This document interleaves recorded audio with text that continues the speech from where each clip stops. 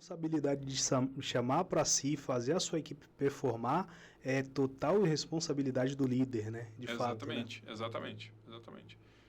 E aí, continuando, né? Assim, em dado momento, concluí a minha trajetória lá, né, depois de 2 anos. Assumi a marca KFC aqui no Brasil como diretor de marca aqui. Eu fiquei lá, foi um trabalho de 1 ano e 8 meses, onde saio de lá entregando a melhor operação da América Latina em 2023. Com quanto tempo de companhia?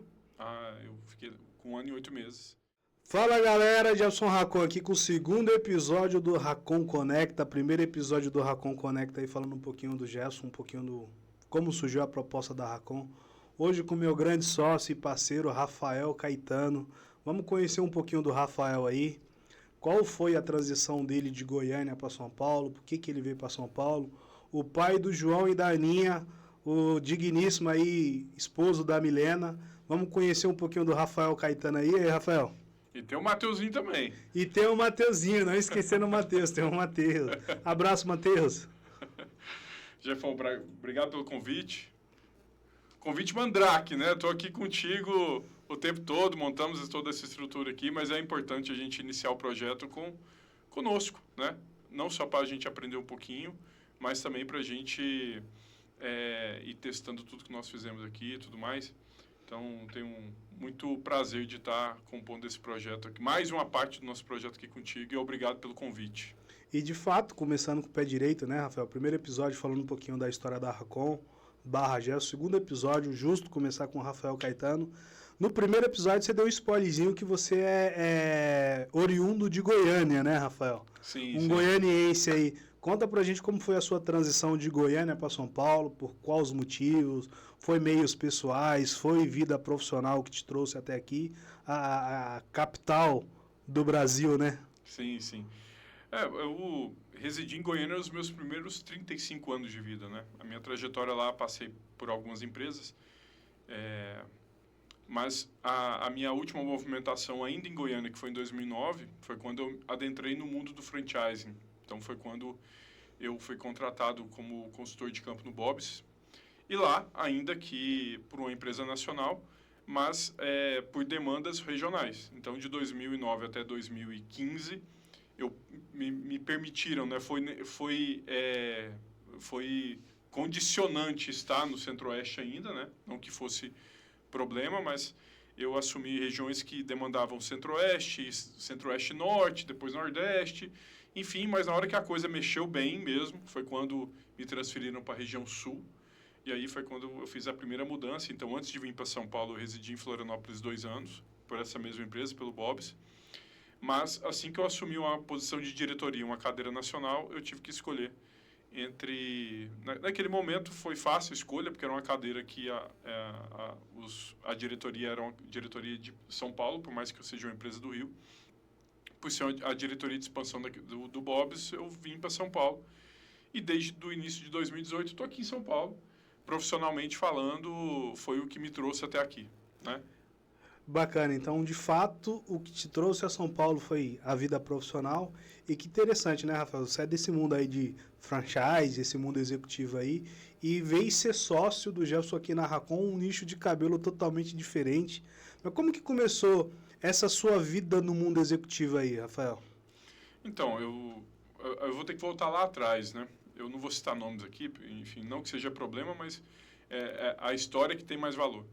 Quando eu ainda jovem, né, ainda no pré-adolescente ali, eu admirava muito e ainda admiro o pai dos meus amigos, de uma casa que residia na frente da casa da minha mãe. E ele tinha uma rotina, né, de viajar toda semana, voltava só na sexta-feira e tudo. Eu achava aquilo diferente. Poxa, o que esse cara faz?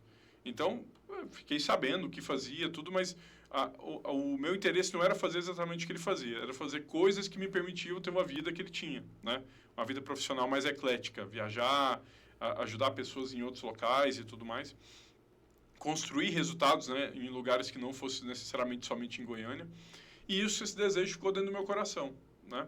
Então, sempre quando eu comecei a minha carreira profissional, ainda que foram empresas locais e tudo, era sempre pensando como é que eu vou passar a ter algo além de Goiânia dentro da minha rotina de trabalho. Então, na primeira empresa eu não consegui, até porque eu comecei como office boy, ainda saí de lá como chefe de faturamento, isso com 21 anos, mas ainda era uma empresa goianiense, mas que tinha, sim, os representantes comerciais de cada estado, de região e tudo, mas não era... Eu entendi naquele momento ainda que eu não tinha nem condições, né, até pela minha pouca idade. Na época, o pessoal da área comercial tinha acima de 30 até 40 anos, então não era algo acessível para mim. Mas o sonho ainda persistia. Tanto é que quando eu fiz a minha segunda movimentação, que foi para a Vivo, né, que todos conhecem, mas a Vivo que tinha uma sede em Goiânia, mas que a sede de Goiânia tomava conta do centro-oeste e norte todo. Então, rapidamente, quando eu fiz essa transição, fui vendo posições dentro da Vivo que me permitia ter uma rotina de viagens, ainda que não tão... Talvez naquele momento não com perfil comercial, porque eu ainda estava entendendo como é que a minha carreira fosse desenrolar, mas rapidamente encontrei uma posição lá na Vivo que me permitia a viajar, né? A ir para Mato Grosso do Sul, ir para Tocantins, ir para Manaus, ir para Rio Branco no Acre, ir para Rondônia. E isso, então, desde 2005, né? Eu entendi que eu tinha chegado em algo parecido com aquilo que eu sonhava, né? Que era ter uma vida em que, sim, eu morava em Goiânia e tudo, mas a construção do meu trabalho era algo que em algum momento eu tinha que entrar no avião, passar alguns dias, fazer o que tinha que fazer e voltar. Então, em 2005, eu posso dizer que eu realizei esse meu sonho, né? De estar em uma posição que me entregava isso. Mas a coisa deu uma escalada muito forte depois que eu saí da Vivo e fui, entre alguns ajustes de carreira, foi quando eu entrei no franchising, que eu entrei na marca Bob's. Isso foi em 2009 já. Então, a partir dali, o construir resultado além de onde eu morava passou a ser uma constante na minha vida ali. Bacana, isso já ia elaborar uma segunda pergunta em cima disso. Como você se encontrou nesse mundo de franchise? Então, você sai de uma empresa, vai para a Vivo, começa a ter essa posição que você buscava, mas já trabalhando nesse meio de desenvolvimento, de venda, de expansão, aí calha de vir um Bob's na sua vida, na sua trajetória profissional, e aí, de repente, você se vê nesse mundo do franchise. E aí, deu aquele estalo, e aí, Rafael, você chegou onde você queria, agora daqui para frente o trabalho é mais árduo, a virada de chave é agora? Então, quando eu entrei no Bob's, aconteceu algo assim muito diferente na minha vida até então. Então, até para se preparar para aquela posição, eu tinha que ficar com uma quantidade de dias considerável fora. Então, eu ficava, na época, se eu não me engano, era 21 dias fora mesmo, no Rio de Janeiro, só em treinamento. A cada 21 dias eu podia passar um fim de semana em casa para visitar. O Joãozinho, na época, tinha 1 ano e meio, no máximo, né? A Ana Clara ainda não existia. O Mateuzinho já estava mais espertinho, já estava com 8, 9 anos. Mas eu passava muito tempo fora, né? E aquele momento foi o primeiro estalo, né? Poxa, é isso mesmo que eu quero? Porque eu fui estressado ao limite nisso, né? Você ficar muito tempo fora com criança pequena, a minha esposa estava bem assistida, mas estava sozinha, né? Então, foi importante aquilo para mim, mas eu decidi que era aquele o caminho e eu entendi que aquilo também era um ritual de passagem. A partir do momento que eu assumisse a posição de consultor de campo de fato, isso iria dar uma acalmada. As viagens seriam constantes, mas menores. E quando eu assumo a região de fato, depois que foi 4 meses de treinamento, e que eu assumi a minha região de fato, tá aqui, ó, você vai tomar conta de Goiás, Mato Grosso do Sul, DF e tudo. E fui nas primeiras lojas, foi quando eu percebi que eu tinha chegado onde eu queria. Porque, além de comercializar algo, naquele momento, a comercialização não era de algo tácito, não era de um celular na Vivo, não era de um produto, era comercializar a minha ideia. Sim. Comercializar o que eu orientaria para essas pessoas. O que uma loja passava a ser depois da minha visita. O que aquele franqueado passava a pensar, como ele passava a coordenar o negócio dele depois da minha ida. Então, naquele momento, eu entendi. É exatamente isso que eu quero fazer na minha vida. Claro que no primeiro momento, por mais que fosse o franchising, e eu sabia bem o que era, porque eu estudei bem para isso, mas eu não estava atrelado especificamente, tinha que ser no franchising. Tinha que ser em algo que fosse parecido com aquilo. Depois que eu fui me apaixonando ainda mais pelo franchising e tudo, mas no primeiro momento o meu encaixe foi muito mais com a ideia de ter a persuasão, né, ter o convencimento como base do meu trabalho. E isso, juntando com o franchising, que é muito isso, né, você acompanhar um franqueado ou uma estrutura de um franqueado para fazer os padrões e procedimentos de uma marca, ainda que ele tendo aquele protagonismo de ser um empreendedor daquele negócio. Então, imagina, ele ser dono, mas ter que obedecer ordens. Então, ordens, ou que seja, diretrizes, né, de uma marca. Uhum. Então, é uma linha muito tênue entre o cara acreditar que o negócio é 100% dele, porque de fato é, mas tendo que ter alguma obediência. Para gerar resultados. Exatamente. Né? E a obediência naquilo que a marca criou, o que ela formatou. E então não precisa muito inventar a roda nesse sentido. Mas, ao mesmo tempo, o negócio é dele sim, o CNPJ é dele sim, o lucro é dele sim. Só que tem diretrizes para isso. Precisa seguir aquele básico que funciona, né? Exatamente, exatamente. Então, aí, passado o entendimento de que trabalhar com convencimento, persuasão e preparação de pessoas era o que eu buscava, ainda que não fosse tão claro para mim até aquele momento, o franchising foi uma mão na roda, porque ele é basicamente isso o tempo todo. E essa diferenciação foi quando a empresa passou a pensar, poxa, ele pode liderar outros consultores. Ele pode treinar outros consultores. Essa talvez foi a primeira percepção. Poxa, eu vou contratar um outro consultor para o norte. Onde ele vai treinar? Vai treinar em Goiânia com o Rafael. Vou contratar um outro consultor para tomar conta de Mato Grosso e Mato Grosso do Sul. Vou levar ele para o Rafael treinar. E nesse entendimento da empresa de que eu era um recurso que ajudava a criar novos recursos com a mesma qualidade, ou talvez até melhores do que eu, por que não? Ela percebeu que eu podia liderar essas pessoas. Foi quando eu passei a tomar conta do Centro-Oeste todo e ter 2, 3, 4 consultores. Em dado momento, por outros motivos também, mas assumiu a região norte também, então passei a ter Então, era um profissional solo até 2012. Em 2014, eu já liderava 8 consultores, quando eu pegava Centro-Oeste e Norte.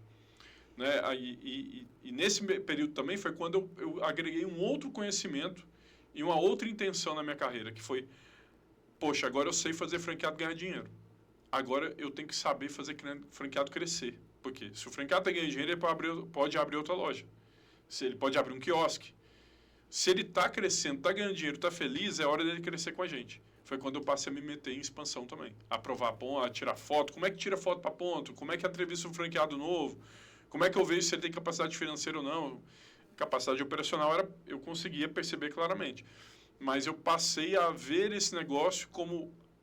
passei a ver a outra parte da evolução, né? No primeiro momento, eu passei a ver a parte da evolução daquilo que já existia. No segundo momento, eu agreguei a como é que eu faço esse negócio que já existe. A expansão e desenvolvimento junto. Né? Exatamente. Trazendo um pouquinho aqui lá atrás o fio da meada, nessa dificuldade que você teve entre tá vindo grandes marcas para o mercado, entre tirar um franqueado e outro da zona de conforto, de onde você tirou esse feeling, esse olhar holístico de falar assim, cara, eu preciso abrir a mente desse cara para ele performar mais e para ele vender mais? Onde você tirou esse start assim, ao ponto de trazer resultados, dessa galera perceber você ali local em Goiânia, falar, cara, a gente precisa mandar consultores lá pro Rafael, para ele treinar essa galera e distribuir a nível de Brasil? Eu fui treinado na época por um consultor muito bom, que ele era consultor em São Paulo. E esse cara, talvez ele já estava passando por algo, porque o mercado de São Paulo é um mercado sempre, né, muito concorrido, já era um mercado mais maduro, tanto para o bem quanto para o mal. Mas o que é isso? Para o bem que, poxa, os franqueados já estavam mais evoluídos, a necessidade de serem bons condutores de um negócio, em São Paulo, ela já tinha chegado mais cedo do que no Centro-Oeste, por exemplo. Mas para o mal, o que era? Também, as grandes marcas também já estavam bem estabelecidas. Então, eu peguei muito o discurso, ou a forma que esse cara estava trabalhando em São Paulo, e eu pensei assim, o quanto antes eu levar isso para lá, esse formato, pelo menos essa ideia, melhor. Porque eu não vou estar sofrendo, os meus franqueados não vão estar sofrendo ainda, mas vão ganhar mais dinheiro. Então, claro que eu reformulei essa visão dele, agreguei novas ferramentas e tudo, porque naquele momento, ainda que ele já tinha essa cabeça, mas ele ainda não tratava com lucros e perdas com os franqueados dele. No máximo, algum franqueado que já fazia. Eu passei a simular lucros e perdas de franqueados. Então, aquele franqueado que não tinha lucros e perdas, eu falava como é que era. Eu já pegava, se eu tinha o faturamento dele e tem o aluguel dele, eu conseguia simular o resto, porque os outros eu tratava como média de percentual de CMV, média de percentual de imposto, tudo, porque você não tinha grandes variações, a não ser se o cara tivesse um desempenho muito ruim no controle de estoque, por exemplo. Se eu sei o aluguel, a conta de luz e a venda dele, eu simulo os outros custos, eu dizia para ele, franqueado, essa loja tem que dar 10% de lucro. Quanto está dando hoje? Não sei. Falei, então vai lá, faz conta. Porque se não estiver dando 10%, está com problema. No outro mês eu ia lá, Rafael, não está dando 10, está dando 2. Ótimo, então vamos ver aonde que a gente... Você começou a tratar na raiz do problema. Exatamente. Vamos ver aonde que está os 8% que está escapando. Porque era para estar dando 10. Então, eu percebi uma dinâmica de mercado em São Paulo mais dura e não esperei essa dureza chegar no Centro-Oeste para levar a conversa de negócio para os caras. Então, que bacana, através de um treinamento, de um Sim. líder seu, você pegou uma performance do cara, achou bacana, colocou seu olhar holístico naquilo e começou a tratar caso a caso individual com um toque do Rafael Caetano. Exatamente. E isso te levou para outro patamar através de resultados. Exatamente, porque quando eu cheguei lá no Centro-Oeste, já era tido como a melhor região em indicadores qualitativos. Então, assim, já tinha uma zona de conforto ali. Se eu fizesse o mesmo que os outros estavam fazendo, poxa, a região é muito boa, não sei o que e tal. Só que eu ainda ia escutar algum franqueado falando, pô, mas não sei se eu ganho dinheiro. Não sei se eu ganho tanto que eu deveria. Eu não quero abrir outra loja porque, ainda que eu esteja ganhando dinheiro, mas eu estou com medo de abrir uma próxima. Então, assim, já existia um questionamento sobre o negócio, de uma certa forma, por parte dos franqueados, mas ele não entendia qual era o jogo que ele tinha que jogar. Então, simplesmente apresentei para ele como é que a gente ia jogar esse jogo dali para frente, para ele confiar mais no negócio, passar a crescer mais, abrir outras lojas, ele ganhar mais dinheiro na loja que ele já tem, e aí o negócio, aí o Centro-Oeste explodiu, passou a ser uma região não só a melhor em questões qualitativas, né, que é a visita do consultor, que é a aferição de segurança alimentar e tudo mais, mas também com relação à lucratividade, que é o que no final do dia é o que paga a conta. Né? E de fato, então, esse tete-a-tete mais próximo, esse acompanhamento sobre faturamento, sobre margem líquida, você acha que isso te levou para outro patamar e aí foi o que tornou você nessa parte de expansão e desenvolvimento a explodir assim? Sim, porque e uma outra coisa que acontecia na época, eu posso dizer que talvez até acontecia em outras marcas também. Os consultores, você tinha um perfil de consultor. O consultor naquela época era uma posição, ainda tem de muito valor. Talvez seja o principal recurso de qualquer franqueadora. Mas naquele momento era uma função muito mais valorizada que ela é hoje. E eram posições ocupadas por pessoas sêniores, 30, 40, 50 anos. Né? Então, essas pessoas eram muito respeitadas pelos franqueados. Mas em dado momento, essa galera ela passou a ser reformulada. Por quê? Porque as grandes marcas com sede em Rio e São Paulo, mas passou a ser empresas nacionais, como é que eu vou contratar um cara de 40, 50 anos em Brasília? Talvez não consegue. Não por não contratar, mas o cara com essa idade, talvez ele não tinha um amadurecimento do negócio suficiente para assumir a posição. Então, acabou tendo a necessidade de contratar pessoas locais que fossem um pouco mais jovens para ter um tempo de maturação. E capacitar elas. Só que nesse tempo de maturação, o que acontecia? O franqueado não escutava. Porque o franqueado estava acostumado a vir um cara de São Paulo, com 40 anos, sabe, um cara aquela credibilidade muito bom maior. naquilo, exatamente, com a credibilidade maior. Poxa, esse cara eu ouço. Agora esse menino aqui de Goiânia, de óculos, eu não vou ouvir. Como é que eu passei a ser ouvido por esses caras? Na hora que eu passei de falar coisas além daquele consultor que vinha de São Paulo. E que, de fato, de mostrar resultados na prática. Exatamente. Aí, a grande maioria dos consultores naquela época a safra mais jovem, poxa, eu até falo com o franqueado, mas eu prefiro ir na lojinha, falar só com o gerente ali, fazer minha visitinha e ir embora para casa. O famoso básico. Exatamente. Rafael não. Cara, eu ainda vou na loja, vou tratar essas pessoas como reis e rainhas. Mas o meu jogo é com o franqueado. É esse cara que vira o jogo. E que, de fato, é quem espera os resultados. Exatamente. Né? Então, eu concentrei desde o primeiro momento a minha consultoria muito parecida com aquela do cara preparado de São Paulo, Sim. que era foco no franqueado. Ainda que com menos preparo que esse cara. Mas eu concentrei o meu jogo naquilo que, ainda que esse cara mais preparado de São Paulo e Rio já sabia, mas ele ainda não tinha virado essa chave. Na verdade, o que acontecia, eu percebi, pelo menos na minha empresa, na empresa que eu estava no Bob's na época, o cara de São Paulo que ia para Goiânia, para visitar, ele meio que, não para Goiânia, para qualquer outra região fora do eixo de São Paulo, ele meio que relaxava, porque era uma viagem mais leve. As lojas vendiam pra caramba, os franqueados ganhavam Que dinheiro. até pelo fato de ser um estado que já andava tranquilo. Exatamente. Né? Quando ele voltava para São Paulo, pauleira. As lojas já mais complicadas, os grandes maior. concorrentes já bombando, tudo. Então, a concentração do jogo Rio-São Paulo já era um jogo mais duro, mais cansativo, mais número, vamos fazer conta. Quando ele ia para esse consultor, e não é nome, vários, né? Era todos naquela época. Quando ia para uma região mais remota, ufa, aqui é tranquilo. Ele performava menos. Exato. Ele entregava menos para aquele... E não era intencional isso. Era porque não necessitava daquela dedicação tão forte. Então, percebendo esses gaps, eu não posso dizer que isso era no franchising todo, mas pelo menos na empresa onde eu estava, isso era gap, eu só fui lá e tampei o gap. Com qualidade, com estudo. Tudo que tinha ferramenta inicial na companhia, eu era o primeiro a aprender. Passava 3, 4 dias, eu estava ensinando, às vezes um consultor tinha 5, 6 anos de empresa, eu tinha 1 ano e meio e estava ensinando o cara. E com essa sede de sempre estar entregando mais, de sempre estar no próximo passo, no próximo nível. Exatamente, porque eu sabia que para me diferenciar de recursos do eixo de São Paulo, eu tinha que fazer mais. Bacana. Aí você entrega esse resultado todo, o pessoal te traz para São Paulo. E como é chegar em São Paulo e assumir esse campo? Então, essa parte, ela se confunde ou se complementa com a parte quando eu fui para Santa Catarina primeiro, né? Que eles entendendo o trabalho que eu fiz no Centro-Oeste e Norte na época e um tempo também juntando no Nordeste, me levaram para a região Sul, que é a região que era a mais difícil da companhia então na época. Você sai de Goiânia e eles jogam, cara, a gente precisa do Rafael com uma certa urgência lá em Santa Catarina. Exatamente, porque aí eu residindo em Florianópolis, eu assumi o Sul todo, que é Paraná, Santa Catarina e Rio Grande do Sul. Que era naquele momento, era a região que sofria mais ainda sob pressão de faturamento e pressão de lucratividade. Assim, então, se ele fez aquilo lá, vai fazer lá embaixo também.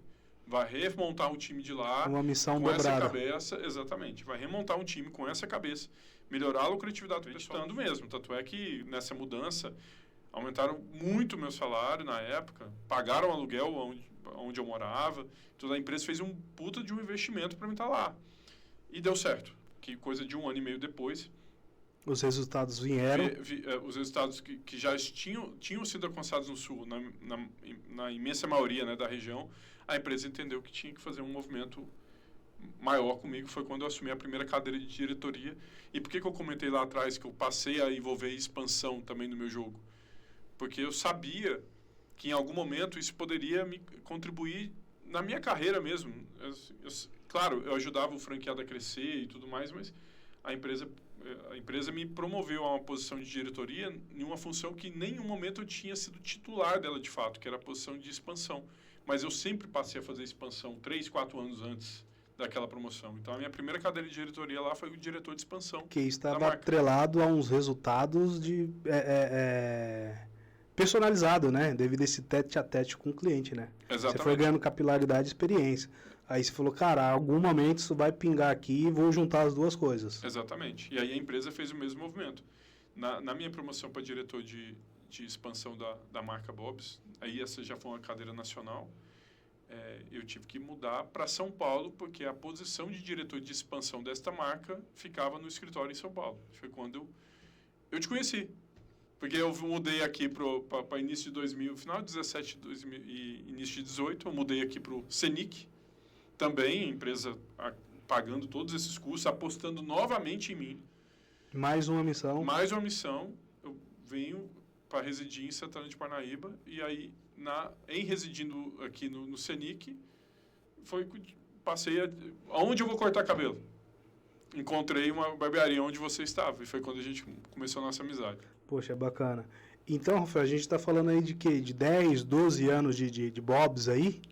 Chegou a 11 anos. Aí eu encerrei minha trajetória lá. Depois eu fiz uma movimentação para a diretoria de operações também, mas logo no início da pandemia, ali 3 meses depois do início da pandemia, eu aceitei uma proposta interessante e importante, que foi muito importante tanto no âmbito familiar, porque possibilitou eu pagar a entrada da minha casa que eu moro hoje aqui, num outro condomínio aqui em Alfa, mas também me possibilitou a conduzir o negócio do franchising, mas de uma outra forma.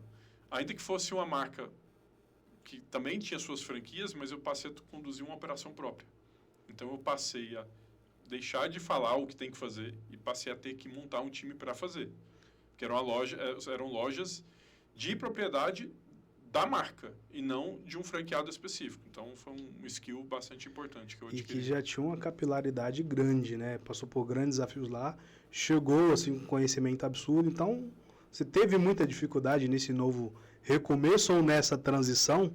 A diferença é que a gente está falando que você lidava uma certa quantidade com franqueado e você passa a assumir operações próprias, não é isso? Sim, sim. Então, posso dizer que a palavra dificuldade ela é muito forte. Eu acho que não chegou a esse ponto, mas eu passo a ter que colocar em prática tudo aquilo que eu ensinei. E fazer com que isso, de fato, acontecesse, porque eu passo a responder por um DRE enorme, que dá alguns milhões de lucro na última linha, e posso dizer que quando eu assumi, isso não acontecia, e boa parte disso na época, pelo período de pandemia, mas independente disso, a cobrança, né, era para resultado e não tinha o que fazer. Então, encontra-se o caminho para a gente ter lucro. E isso era uma determinação forte que era dada e foi a minha concentração maior de esforço do time que eu montei. Então, teve uma mudança de mindset do time também, porque era um time que no pré-pandemia os resultados eram um pouco mais fáceis de vir, mas a partir daquele momento já não era mais. Então, assumiu a marca Ragazzo, né, do grupo Habib's. Então, a partir do momento que pré-pandemia vendia-se muito no balcão, a partir daquele momento você tinha que ter delivery, num negócio que não tinha delivery até então. Você tinha que ter funcionário, mas com o salário reduzido, né, por conta dos benefícios de governo, e não só pelo benefício, mas pela necessidade das empresas, né, para manter o negócio rodando, que o custo de pessoal fosse um pouco menor, ainda que com o subsídio do governo. Então, você passa... O aluguel que você pagava antes, você não suporta pagar mais, então tem que ir lá renegociar todos os contratos de aluguéis para manter o negócio rodando. Mas posso dizer que eu assumi em junho, e já, se eu não me engano, foi em julho... Não, minto. Em coisa de 4 a 5 meses depois, foi em setembro, outubro, a gente já voltou a dar lucro. Batia 0 a 0, lucro e tal. Veio a segunda onda, em fevereiro de 2021. Porrada de novo, voltamos a dar prejuízo. Volta para a mesa de planejamento, ver o que dá para fazer de novo, para voltar a dar lucro lá a partir de junho de novo. Dá-se lucro, empata, dá lucro, empata.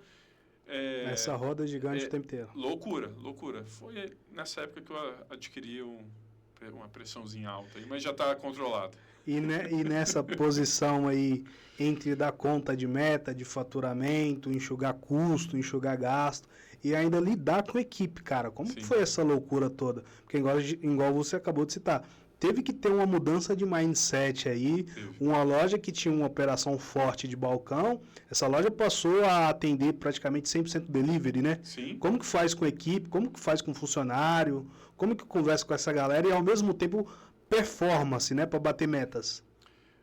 Assim, posso dizer que a minha gestão naquela época é muito parecida com a de hoje, em comportamento, falando na parte comportamental. A de hoje, com certeza, está muito mais preparada, mas até pelo tempo de lá para cá, mas a minha abordagem ela é muito... Até para brigar, Jefferson, eu não levanto a voz, sabe? Então, assim, até para chamar a atenção.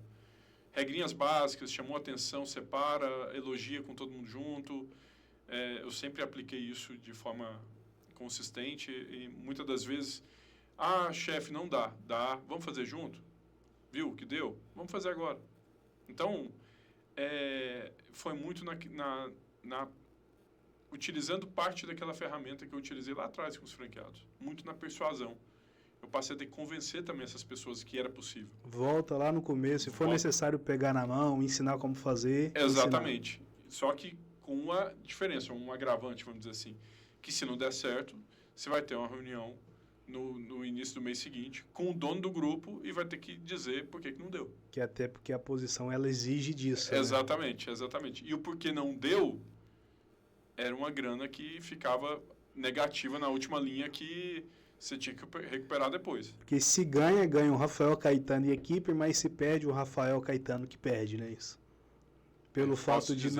Pelo fato de não entregar, né? Exatamente. Posso dizer que o ganho, com certeza, até hoje, toda e qualquer evolução ela é compartilhada com o time, até porque é verdade, porque não dá para falar que foi eu isoladamente, mas quando perde, eu posso dizer que o líder tem que puxar para si, porque ele é o regente. Sim. Né? Se a gente vê uma orquestra hoje, 70 instrumentos ali tocando, pessoas tocando instrumentos, mas se não tiver alguém ali com a batuta, vão ficar aqueles 70 sem o que fazer. E se fizer, vai fazer descompassado. Então, o sucesso é de todo mundo, porque o regente foi lá, a música ficou maravilhosa, o arranjo ficou perfeito e tudo, mas quem fez? Foi o regente com as pessoas.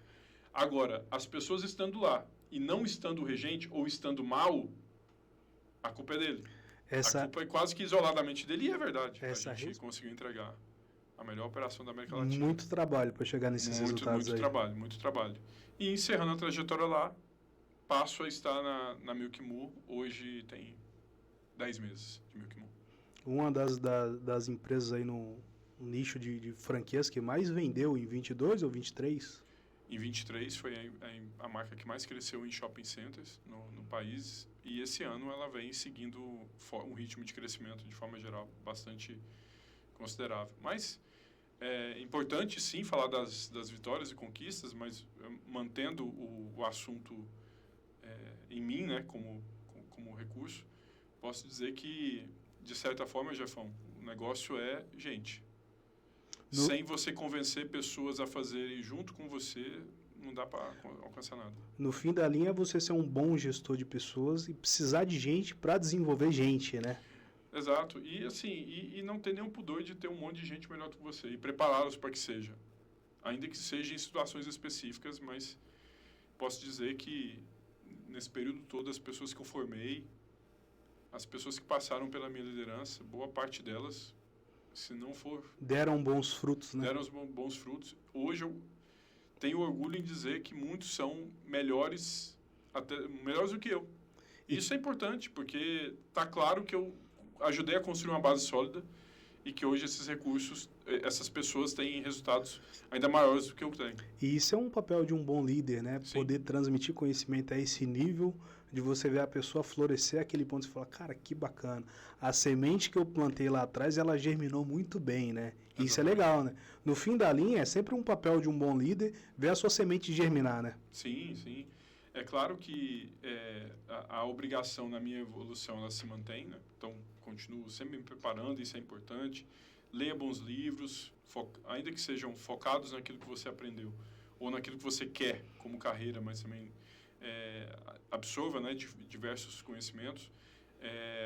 Continue fazendo cursos, naquilo que você entender como pertinente para fortalecimento, não só de conhecimento, mas também de repertório, vamos dizer assim.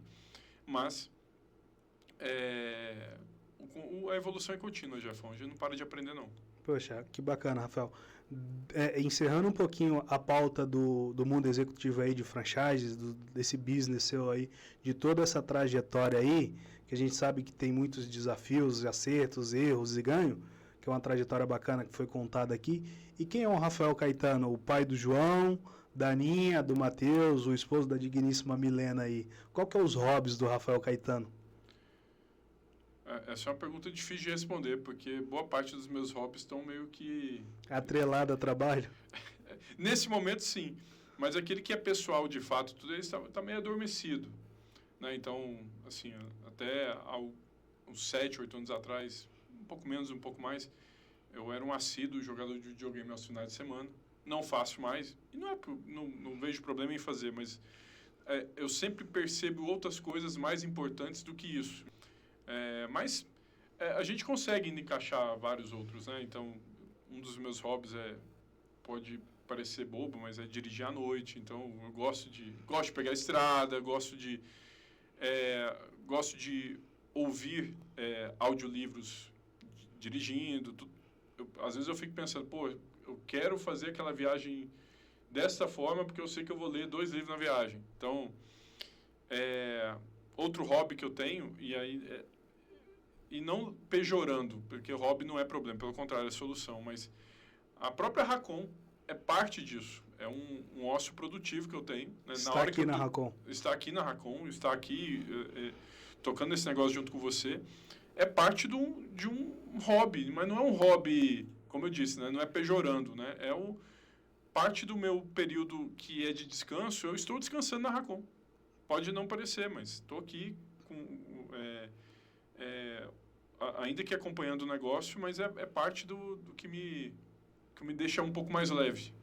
Preocupar com a Racon, ainda que seja um negócio, mas também me dá aquela leveza da semana, de tudo que aconteceu. A Racon é uma parte do escape. Aí que você manda pra galera hoje aí, cara. Que você, de fato, é um cara de sucesso profissional e vida pessoal através da família sólida que você confirmou. Isso não é papo de coach aqui, é um papo de amigo, a gente já se conhece há muito tempo. E, de fato, eu sou prova viva disso, que você tem ambos sucessos dos dois lados da moeda.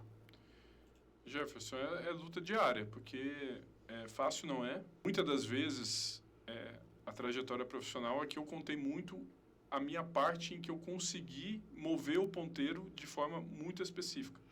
Mas tem momentos que movem um ponteiro por você e parte das vezes ela não é a favor. Uhum. Mas não tem problema, é do jogo. Isso aqui não é algo exclusivo da minha trajetória. Então, mas independente de qualquer coisa, o foco tem que ser naquilo que você consegue fazer para que as coisas evoluam da melhor forma possível. Se em algum momento não der certo por fatores internos ou externos a você, ou alheios a você, não desista. Não pare. Porque não ajustou agora, não deu certo por uma deficiência sua ou por algo que não aconteceu de forma macro que te atrapalhou, vamos dizer assim, vá lá e faça de novo. Se dá para fazer na mesma empresa, faça. Se não for lá, faça em outro. Mas faça, não deixe de fazer. E isso eu posso dizer que na vida pessoal, a mesma forma. Vai ter momentos muito duros, vai ter momentos muito pesados em todas as esferas.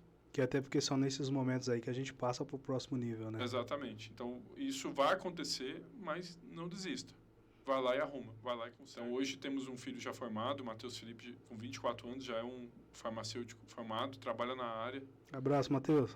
Tá evoluindo e tudo está seguindo os passos dele. O papai tem muito orgulho do Matheus. O João Vitor, com 16 anos, está seguindo um bom caminho de estudos e tudo mais, tem uma cabeça boa. Está com 16 anos ainda, sem grandes cobranças. Mas ele já sabe que o jogo é duro e ele está se preparando para jogar bem. A Ana Clara, com 13 anos, também tem uma cabecinha muito boa, aprende idioma sozinha, já sabe que quer mudar para o Canadá com os 18 anos. Eu tenho certeza que ela vai conseguir isso. Espero e com certeza eu vou trabalhar muito para ter condições para ajudá-la nisso. Então, posso dizer que a gente está vencendo. E aí, Rafael, o que você achou desse bate-papo? Foi ótimo. Acima das minhas expectativas, posso dizer. Orgulhoso do que estamos acrescentando ao projeto Racon aqui, né? Racon nasceu com uma Racon Barbershop, agora o Racon Conecta Podcast iniciando, né, esse projeto maravilhoso, que eu tenho muito orgulho de estar iniciando ele com você. Então a Racon está se tornando, está vindo, a gente vai colocar mais braços nela aí. Racon vai ser Racon, vira e mexe alguma coisa. Racon Barbershop, Racon Conecta Podcast, Racon... Não vou falar mais não, porque senão a gente começa a dar muito spoiler. Estamos caminhando aí para o final do Racon Conecta Podcast. Obrigado por vocês acompanhar a gente até aqui, nesse segundo capítulo aí com o meu parceiro Rafael Caetano. Rafael, vamos despedir aí da galera? Jefão, obrigado pelo convite. Pessoal, continue acompanhando os conteúdos, né, do Racon Conecta Podcast. Daqui a gente tem vários dos nossos parceiros aqui que vão passar por essa cadeira, contando trajetórias, com certeza várias delas muito mais valiosas do que a minha, mas isso não é nenhum problema, pelo contrário, isso é ótimo, porque a gente tem muito mais para trazer para vocês. Continue acompanhando a gente aí, tá bom, pessoal? Eu agradeço aí o convite do Jefferson e aos que assistiram esse resumo aí da minha trajetória. Obrigado, pessoal. Galera, de fato, estamos caminhando para o final. Eu vou pedir aqui pro nosso produtor João Vitor Alves Caetano, cortar aqui para a câmera central. Galera, grande abraço, prazerzaço estar aqui com o Rafael Caetano. Dá a mão aqui, Rafael. Racon, onde seu ponto de grandes histórias de sucesso. Tamo junto, obrigado pela audiência, valeu!